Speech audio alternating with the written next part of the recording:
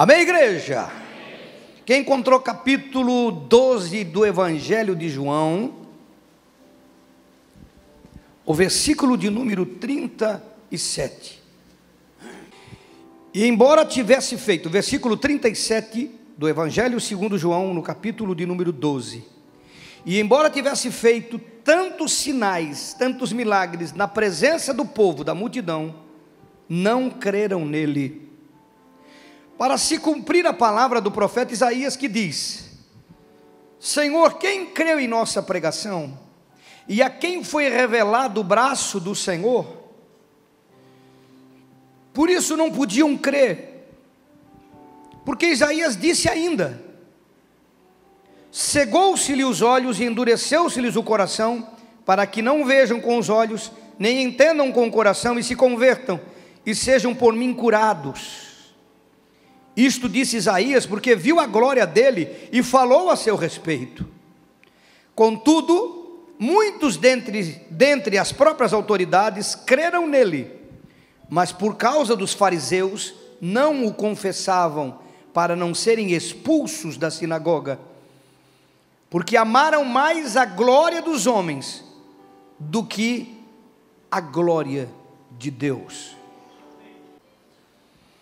É assustador você imaginar que o que um profeta falou tem que se cumprir. Vocês já ouviram falar sobre Ana?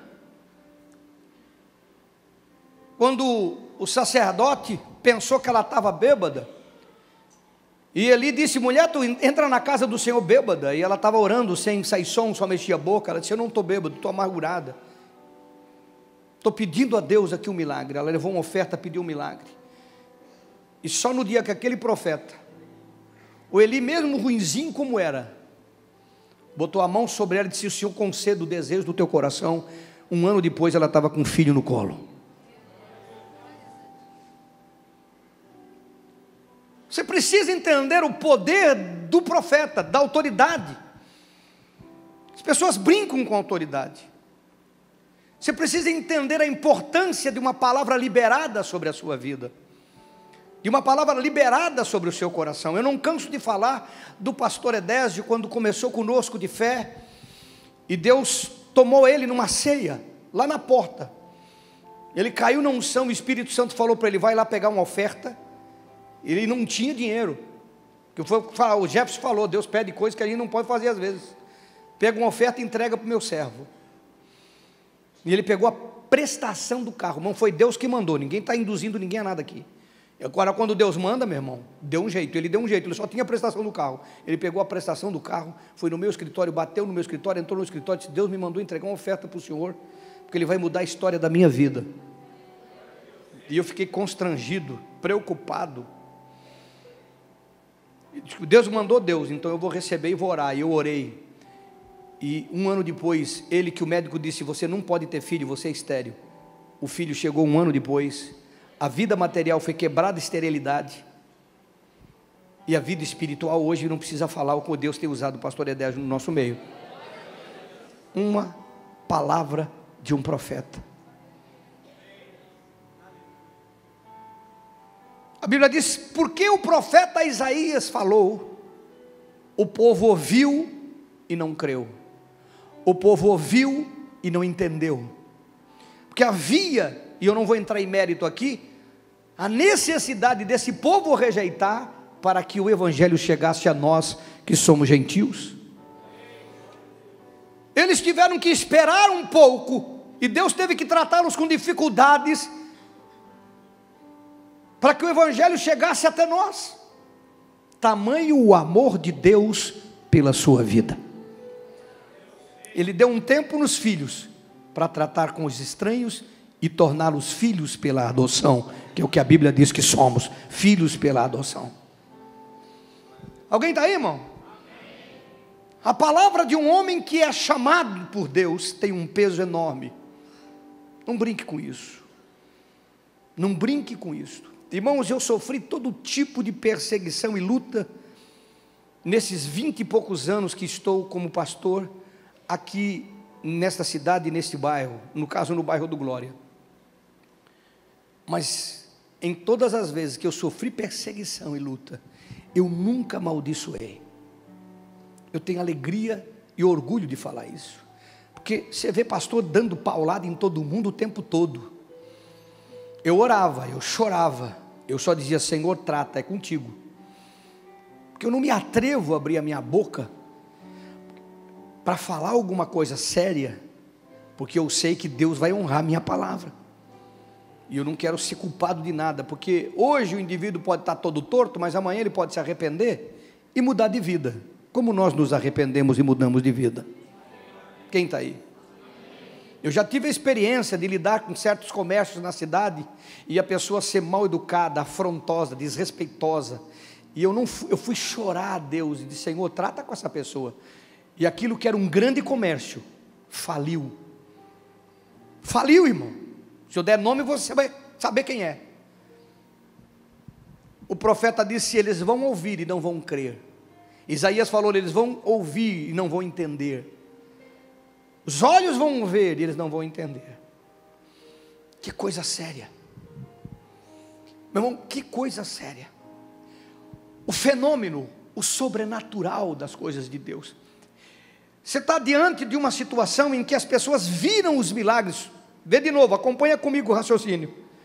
Acompanha comigo. E embora, quer dizer, mesmo eles vendo, embora tivesse feito tantos sinais, tantos milagres na presença do povo, não creram nele, para cumprir a palavra do profeta. Uau! Eu queria que você entendesse uma outra coisa. Do profeta eu já falei, você entendeu? Quantos entenderam? Irmão, busque uma palavra, provoque uma palavra de bênção sobre a sua vida, reconheça um profeta sobre a sua vida, busque uma palavra, faz ela vir sobre a sua vida, chame ela sobre a sua vida, provoque para vir sobre a sua vida uma palavra de bênção. Porque a Bíblia diz que nós estamos fazendo um papel aqui maior do que o dos anjos. Olha onde eu vou chegar. A Bíblia diz que os anjos queriam o nosso papel, Deus não deu para nós. Nós estamos cumprindo um papel maior do que o dos anjos aqui. Não foi dado a eles, foi dado a nós.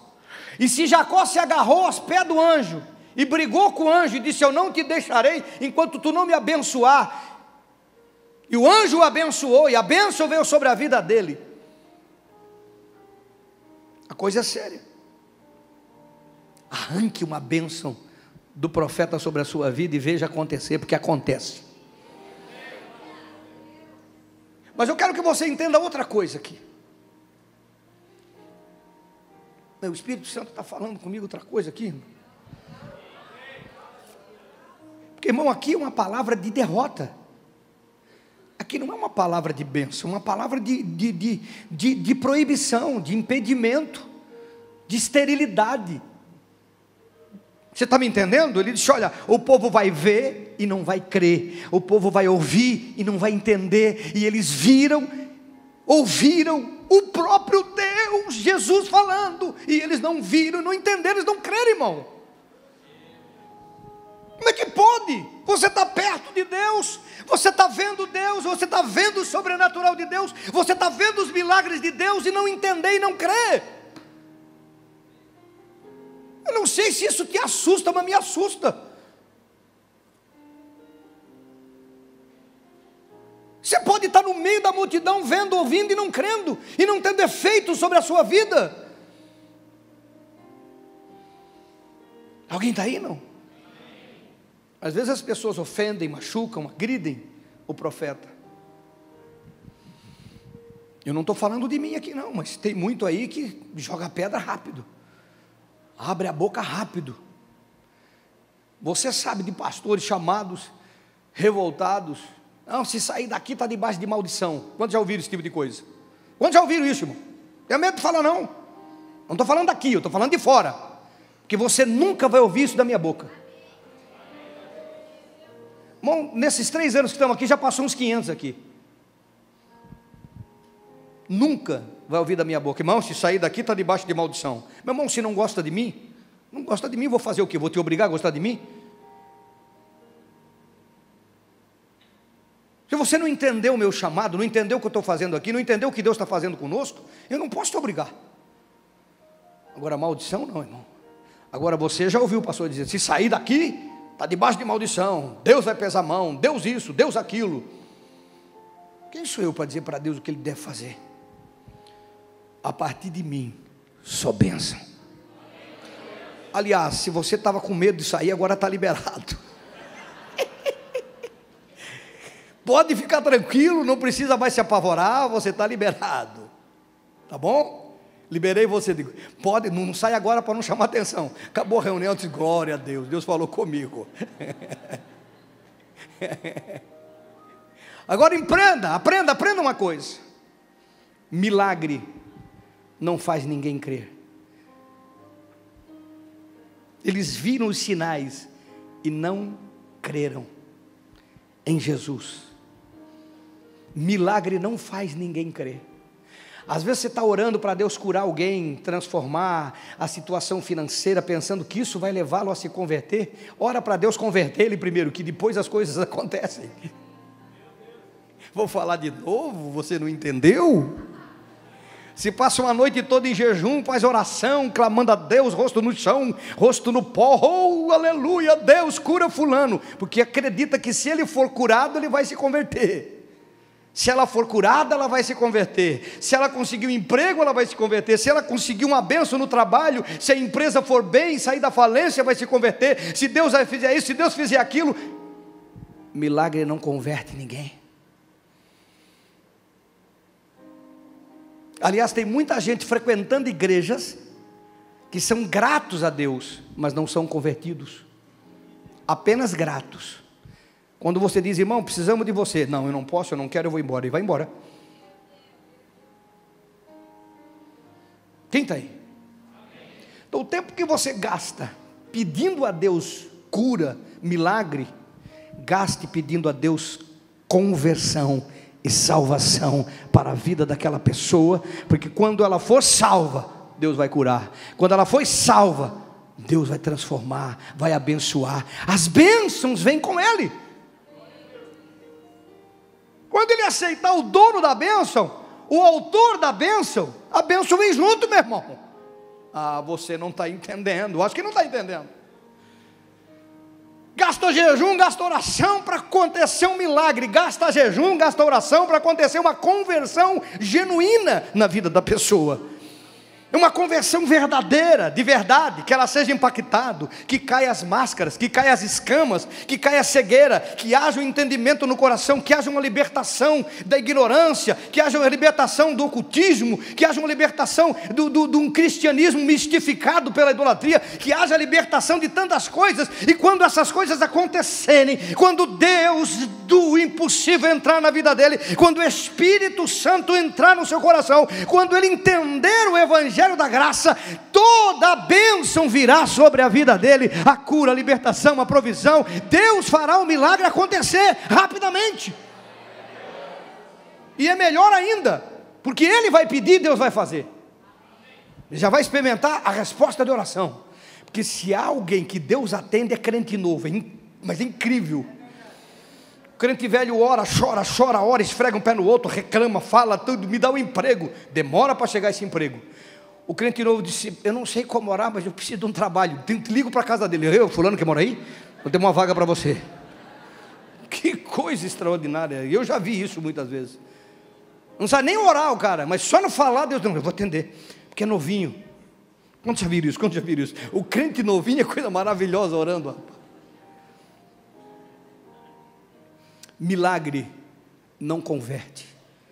Eles viram, eles ouviram e eles não creram, porque a conversão é um fenômeno que não depende das situações estereótipas do exterior.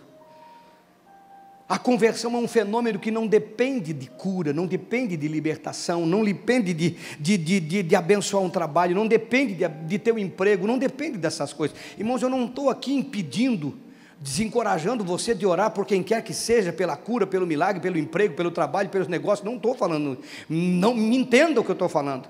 Eu estou falando que se você está fazendo isto, achando que isso vai levar a pessoa a se converter, você pode ficar triste. Ela pode dizer: obrigado, Deus me abençoou, agora eu estou empregado, agora eu estou curado, agora eu estou uma benção. E aí? Não, como assim aí? Eu estou bem, estou feliz. Inclusive eu estava doente, não podia ir na balada, agora eu posso ir. Alguém está indo? Isso já aconteceu. Ore, porque a conversão não é resultado de uma experiência de milagre, seja qual for.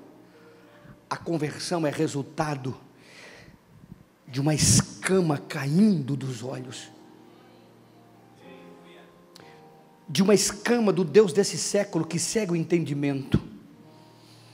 A conversão, ela tem N fatores. Aqui é um fator de maldição. Isaías 600 anos antes, lá em Isaías 53, disse: Senhor, quem creu na nossa pregação?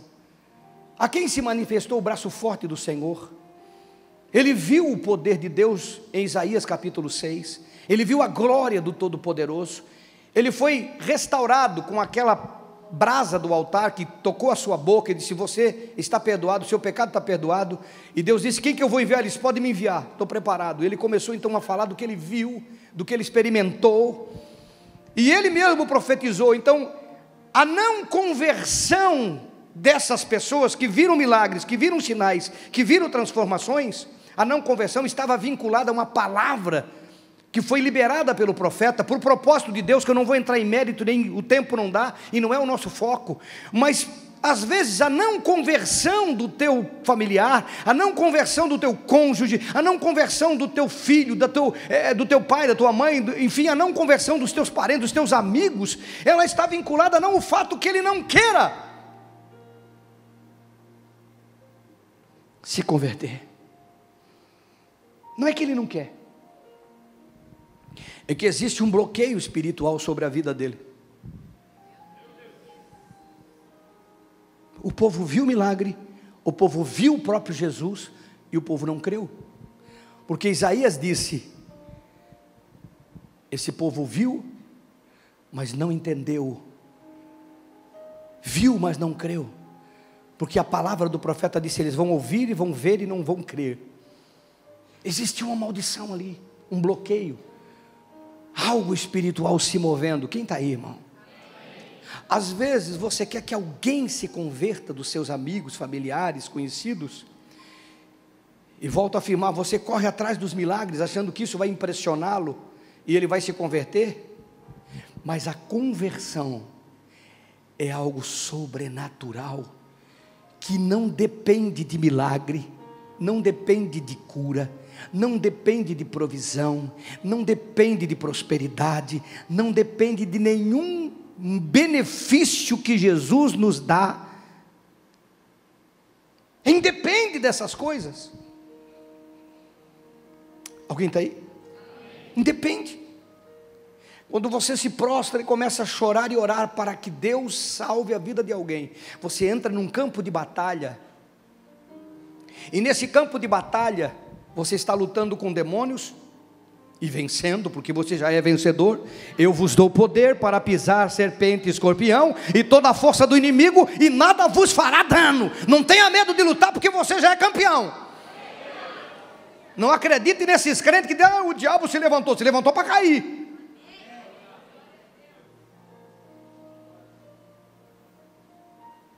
Alguém está aí, não? Você está lutando com demônios, expulsando esses demônios, há uma guerra, uma luta, mas você está lutando às vezes com palavras que foram proferidas, com palavras de autoridades, de pais, de parentes, de conhecidos, um mundo espiritual, e você precisa se posicionar, você precisa buscar de Deus direção. A Bíblia diz que as nossas armas não são carnais, mas são poderosas em Deus para desfazer sofismas, altivez e todo conhecimento que se levanta contra o conhecimento de Cristo Jesus. Todo sofisma, tudo que é heresia, tudo que é conflito na mente da pessoa, mas é uma batalha no campo espiritual. E você, quando começa a desejar que alguém se converta, você está nesse campo de batalha. Não é o milagre que vai fazê-lo converter, não é a prosperidade, não é a provisão, não é o sobrenatural, é o poder de Deus, é caindo as muralhas, é derrubando os sofismas, é derrubando essas coisas, é Deus se movendo, é Deus agindo. Irmão, quando você se posiciona para levar alguém a Cristo em oração, eu vou dizer uma coisa para você: o dia que chegar, o dia que o teu cálice de oração estiver cheio, o dia que você entender o que está acontecendo no mundo espiritual, desbloquear aquilo, derrubar aquela situação, a pessoa no carro chora e se rende aos pés de Jesus ouvindo uma canção.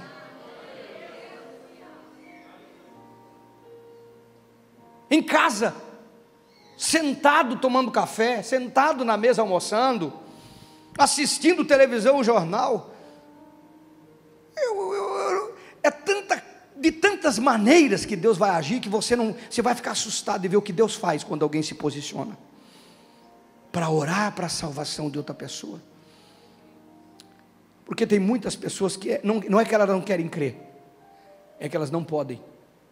Alguém precisa se posicionar em favor delas. Lembra de Jesus com Pedro?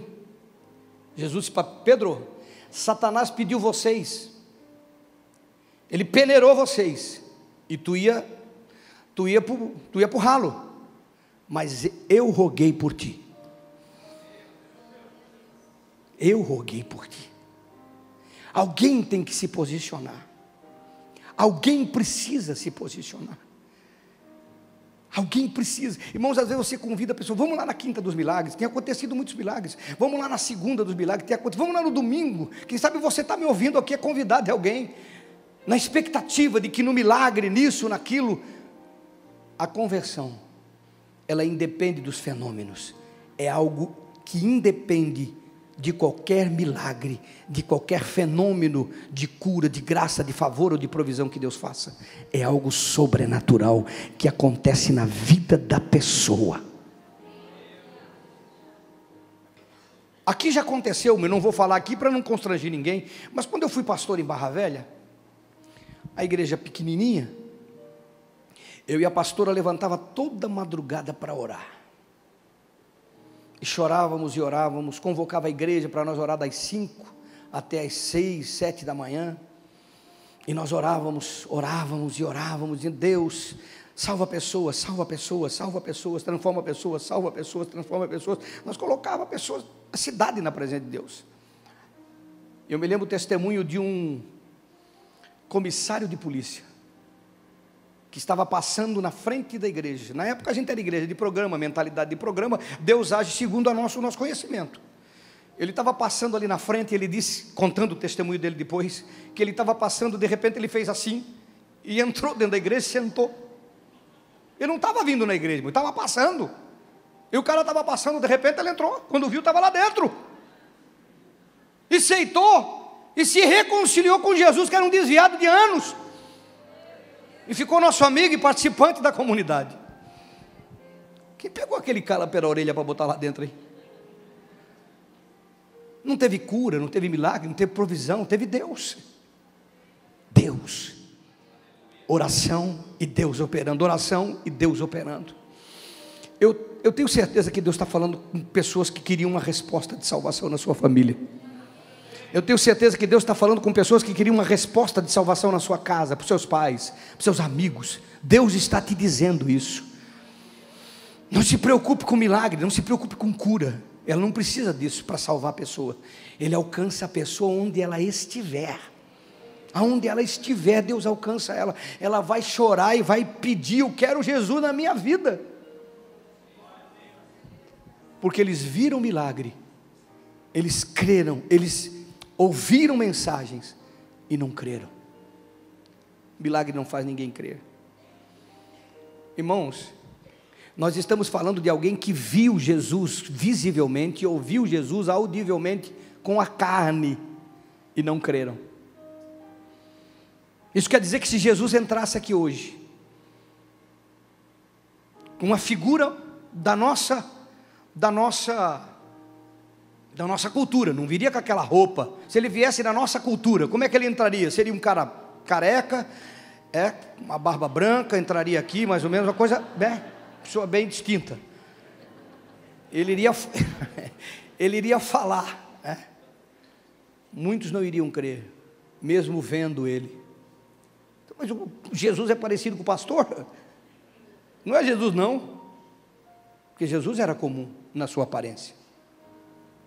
Alguém está aí, irmão? Amém. Eles viram, ouviram e não creram, porque o crer vai muito além dos milagres. Quem está aí? Amém. Falamos do profeta, falamos de crer que vai além dos milagres, e eu queria que você entendesse mais uma coisinha aqui. Versículo 41. Isto disse Isaías, porque viu a glória dele e falou a seu respeito. Isaías viu, lá em Isaías capítulo 6. Contudo, muitos dentre as próprias autoridades creram nele, mas por causa dos fariseus não o confessavam, para não serem expulsos da sinagoga, porque amaram mais a glória dos homens do que a glória de Deus. Meu Deus, uns estavam impedidos de crer por uma palavra do profeta. Era uma geração que viveu esse tempo. Eu não vou entrar em mérito, já falei. Alguns, muitos, porém, como diz, muitos, da alta sociedade tiveram o privilégio de crer. Quer dizer, eles entenderam. Eles enxergaram, entrou no coração deles, eles compreenderam o sobrenatural, eles viram Jesus, eles entenderam Jesus, eles compreenderam a salvação, eles entenderam a palavra, mas não quiseram um compromisso. Uau. Você está entendendo, irmão? Uns não conseguiram entender, uns não creram, não entrou neles. Agora, este grupo aqui é um grupo que creu, que entendeu, mas não confessavam. Vou falar de novo, leia de novo. Olha aqui comigo, 42. Contudo, muitos dentre as próprias autoridades creram nele, mas por causa dos fariseus não o confessavam. É aquele crer enrustido, para dentro, enganado. Por quê? Porque eles amaram mais a glória dos homens do que a glória de Deus. Eu estou falando com você nesta noite, que está aqui, que entende o Evangelho, que entende Jesus, que já experimentou dele, que já experimentou do Espírito Santo, que acha até a minha mensagem simples, de tanto que você já sabe de Bíblia, mas que não tem compromisso, porque você tem coisas que não quer abandonar, tem coisas que você não quer se comprometer, não quer se envolver. Esses homens aqui, eles não queriam dar a cara, eles não queriam aparecer, eles creram, o Evangelho entrou neles, a palavra chegou nele. Irmão, eu estou falando de Bíblia. Bíblia não brinca com frase, Bíblia não brinca com afirmação. Ele estava dizendo que esses homens creram em Jesus, eles sabiam com quem estavam lidando, eles sabiam do que se tratava a mensagem, eles sabiam que se tratava o reino, eles sabiam que estava tratando com alguém de Deus, sério, eles creram, mas eles não queriam dar a cara para bater. O compromisso deles era apenas superficial. Qual é o teu compromisso com Jesus? Você que eu sei. Que bom que você sabe. Mas o que o teu saber tem levado? Aonde você está sendo levado pelo teu saber? Onde o teu saber está te conduzindo? Aonde o teu conhecimento, o teu crer está te levando? Você está com medo de perder amigos? Porque esses homens aqui tinham medo de perder a posição na sinagoga. A sinagoga era uma autocúpula, A sinagoga só frequentava a high society da época. Você está com medo das amizades do tênis clube? Do Rotary? Do Yacht Club?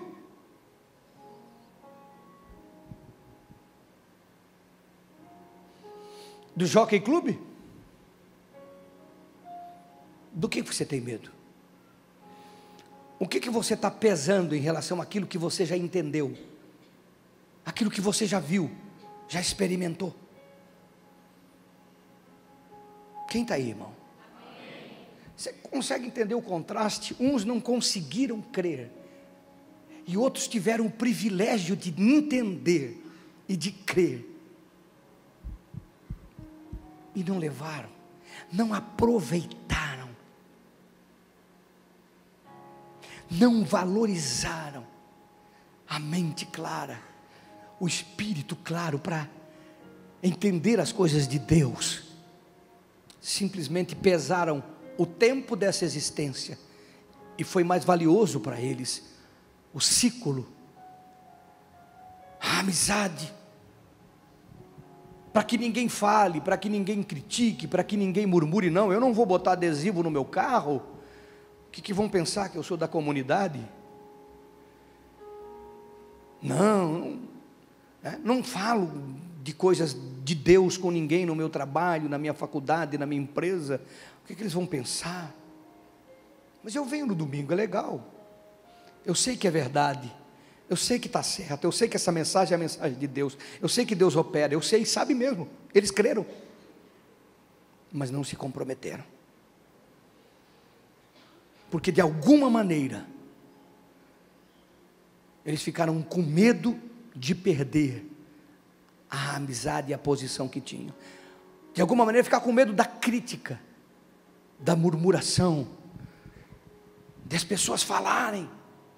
Eu não estou dizendo para você sair daqui com uma camiseta dizendo eu sou de Jesus, ir para a empresa e fazer coisas que religiosos fazem. Eu estou falando de você entender que se Deus te deu o privilégio de crer em Jesus como Senhor e Salvador, seja público e não camuflado. Crente 0007, tem 3 0, né? 2 só, né? 007. Não seja aquele crente agente secreto, que só tu e Deus sabe que você é crente, mas ninguém pode saber. Alguém está aí, irmão?